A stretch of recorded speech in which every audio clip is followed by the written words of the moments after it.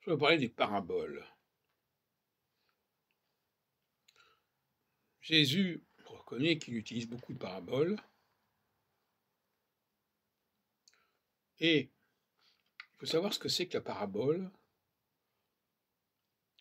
Il ne correspond pas à une réalité, c'est une sorte d'allégorie.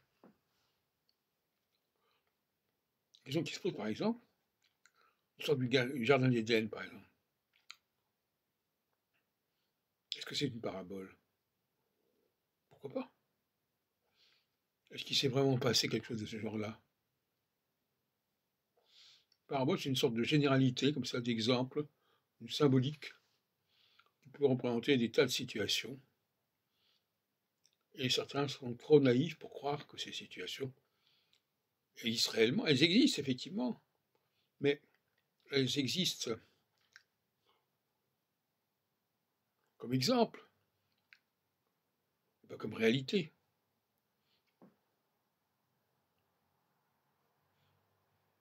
Et quand je vois l'Église de l'unification, Moon, prendre au sérieux la parabole du jardin d'Éden, ça m'attriste un petit peu.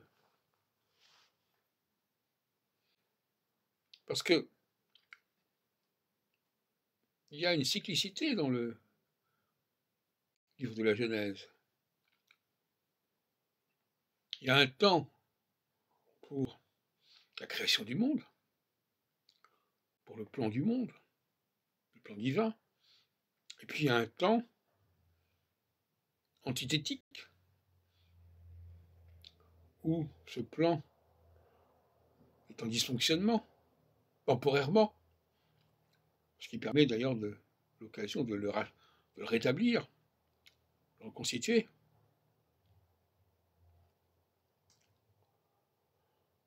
C'est pour ça que le premier chapitre de la Genèse parle de la construction des systèmes, et quelques pages plus tard, on parle d'une d'anti-système, de contretemps du système. Parce que tout cela doit justifier de prendre au sérieux le péché originel.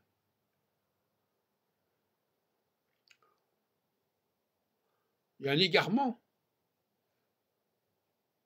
d'Adam.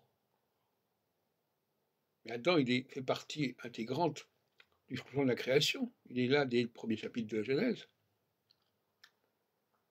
Et ensuite, évidemment, dans le chapitre suivant, il s'égare,